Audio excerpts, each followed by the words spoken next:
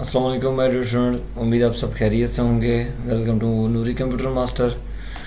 तो बेटा आज हम लेक्चर करने जा रहे हैं लेक्चर नंबर 2 एमएस एक्सेल का। एमएस वर्ड के पिछले हम मुकम्मल लेक्चर्स कर चुके थे, मैंने तमाम वीडियोस अपलोड कर भी दी हैं।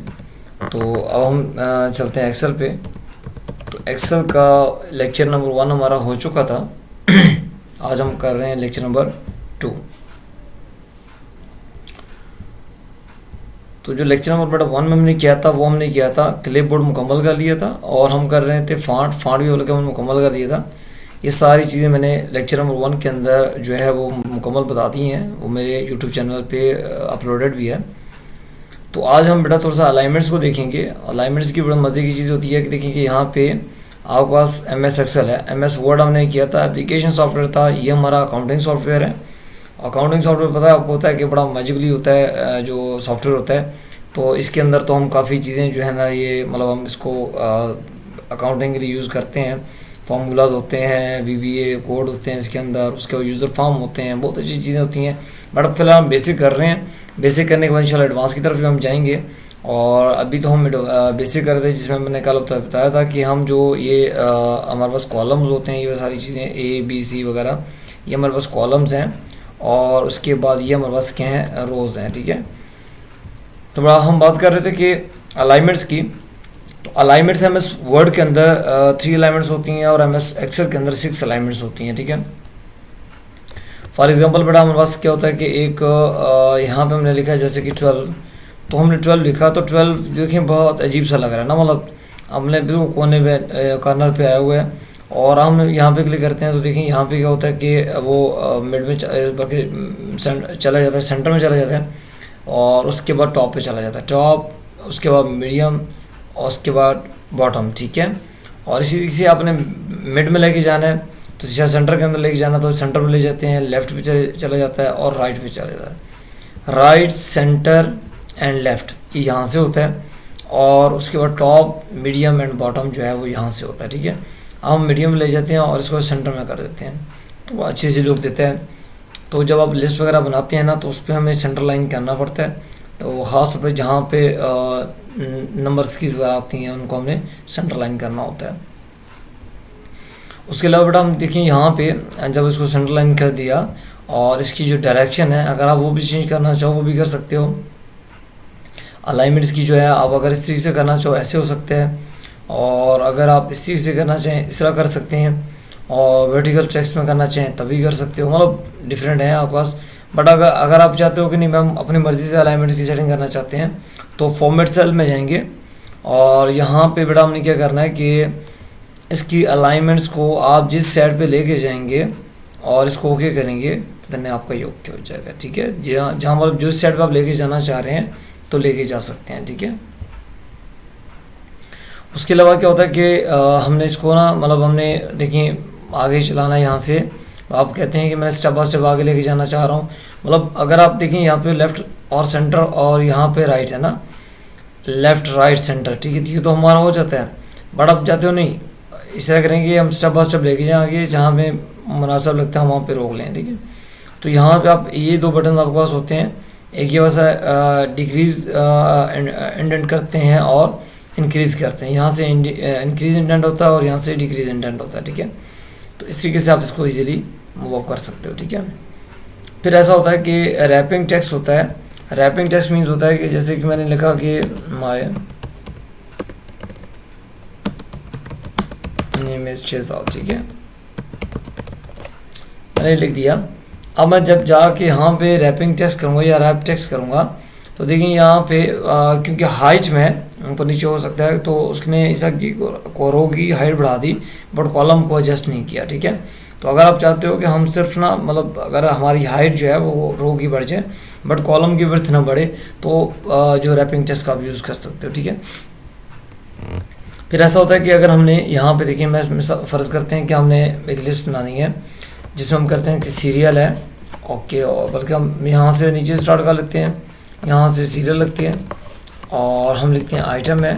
ठीक है, और इसके अलावा आप आइटम की जगह करते हैं, बल्कि मतलब जो भी अभी आती है क्या डिस्क्रिप्शन कर दें, DSC कर दें, और उसके अलावा आप लिखते हैं कि इसमें लिख दें कि रेट क्या है, ठीक है, और उसके बाद लिख दें अमाउंट, ठीक है, और आगे कुछ भी डाल दें, मतलब तो आपके पास लिस्ट बन जाती है।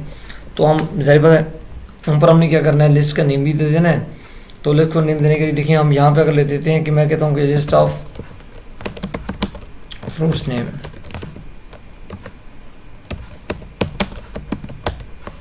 ठीक है, या लिस्ट ऑफ फ्रूट्स करते हैं, ठीक है। अब देखिए यहाँ पे अगर हम इसको सेंटर लाइन करना चाह रहे हैं, हमें इन सबको मर्ज करना पड़ेगा ना, तो हम इसको मर्ज करेंगे, मर्ज इन सेंटर, तो इजीली हमारे पास मर्ज इन सेंटर हो जाएगा, ठीक है। तो ऐसे हम बना सकते हैं इसको।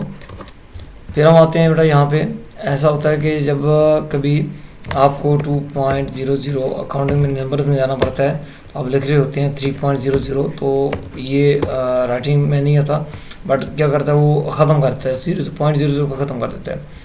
तो हम क्या करते हैं कि एक्चुअली ये हुआ जर्नल में ना, तो हम चाह रहे हैं कि इसको जर्नल ना करें, इसको सारे को सिलेक्ट करो, सिलेक्ट करने के बाद यहाँ पे जाएं और यहाँ के नंबर्स में करते हैं इसको। आप देखिए आपने जस्ट 1 लिखना है और इंटर प्रेस करना है, तो 00 ऑटोमेटिकली आ जाएगा, 3 हो गया, 4 5 6 7, मतलब जो भी आप करते जाएंगे वो आपका होता जाएगा, ठीक है। फिर आपने क्या करना होता है, इसी को आप चाहते हो कि नंबर्स में ना करें, करेंसी के अंदर कर लें, तो आप करेंसी के अंदर चेंज कर सकते हो। आप चाहते हो नहीं मैं इसको ना अकाउंटिंग में लेके जाऊँ, तो अकाउंटिंग में लेके जा सकते हो इसको, और उसके अलावा शॉर्ट डेट में लेके जा सकते हो, लॉन्ग डेट में लेके जा सकते हो, मतलब इजीली आप, अगर मैंने इसको शॉर्ट डेट में लेके जाना है, फॉर एग्जांपल मैं यहाँ पे करता हूँ कि 1 जून 24 है, तो या 25 मैं कर लेता हूँ, तो हमारे पास इस तरह का आता है ना ये, तो हम इसको लॉन्ग डेट में लेके जाते हैं, लॉन्ग डेट में लेके जाएंगे तो ऐसे हो जाएगा, जिसमें लिखा होगा संडे जून 1 और 2025।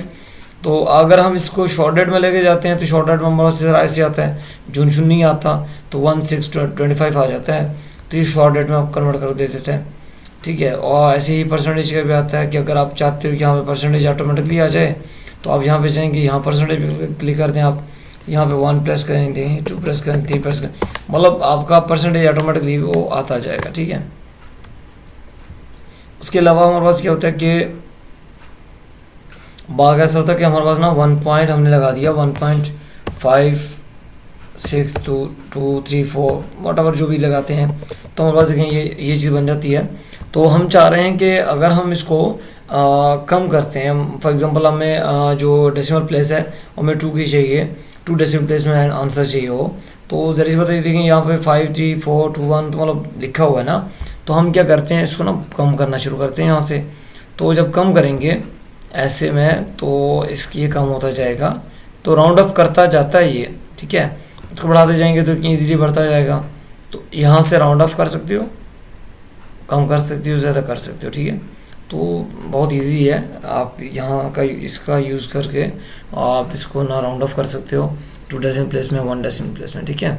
और उसके अलावा हमारे पास 1 2 3 2 1 3 जो भी मतलब बड़ी वैल्यू आपके पास आ जाती है, और आप चाहते हैं कि यार ये वैल्यू जो है हमारे पास वो पॉइंट में भी 00 भी आ जाए और 7 कॉमास भी आ जाएँ, तो आप यहाँ पे क्लिक कर दें, तो ये हमारे पास देखिए कॉमास भी आ जाते हैं, ठीक है, और 7.00 भी आ जाते हैं। जैसे बैंकिंग का होता है ना, तो उसमें भी वो मतलब 3 के बाद जो है ना एक कॉमा लगाते हैं, और फिर 3 के बाद कॉमा लगाते हैं, फिर 3 के बाद कॉमा लगाते हैं, तो यहाँ पे आप ये ऐसे लगा सकते हो इसके ऊपर, ठीक है। और उसके अलावा आप यहाँ पे जाते हैं तो करेंसी का होता है, मतलब इंग्लिश में चाहिए, यूरो में चाहिए, चाइना में चाहिए, या किस चीज़ के अंदर चाहिए ना, तो आप इसको स्टेट में कर सकते हो, जिस स्टेट में कन्वर्ट करना चाहते हो कर सकते हो यहाँ से, ठीक है। उसके अलावा बड़ा हमारे पास आता है स्टाइल। तो स्टाइल के अंदर एक होती है conditional formatting and formats as table, and बाकी सेल स्टाइल्स होते हैं, बट कंडीशनल फॉर्मेटिंग ना बेटा बहुत ही मज़ेदार चीज़ है, और क्योंकि इसके अंदर भी ऑप्शंस हैं। देखिए बस देखिए ये कंडीशनल फॉर्मेटिंग तो है ना, बट ये अलग सब्जेक्ट है और ये थोड़ा सा लेंथी है, ठीक है। तो इसको अभी इस लेक्चर में तो मैं अभी समझा नहीं पाऊँगा आपको, तो क्योंकि इसका लेक्चर तो लंबा हो जाना है, तो इसलिए मैं नेक्स्ट इंशाल्लाह वीडियो में आपको समझा दूँगा। तो अभी हमने जो है उसके अंदर जो फर्स्ट वाले लेक्चर के अंदर हमने किया था क्लिप बोर्ड, उसके बाद फाउंड किया था, और अभी हमने किया अलाइनमेंट और नंबर्स कर लिए, ठीक है। तो बेटा इनको अच्छे तरीके से देख लेना है, और अभी हम नेक्स्ट इंशाल्लाह जो लेक्चर हमारा होगा वो उसमें जाएंगे हम कंडीशनल फॉर्मेटिंग के अंदर, तो इसमें हमने एक एक चीज़ को प्रॉपर्ली समझना है। तो इंशाल्लाह मैं प्रॉपर आपको समझाने की कोशिश करूँगा, और आपने समझने की कोशिश करनी है। तो तब तक के लिए जो है ना इंशाल्लाह यहाँ तक आपने रिपीट अप करना है, और इस वीडियो के बस अंदर यही था।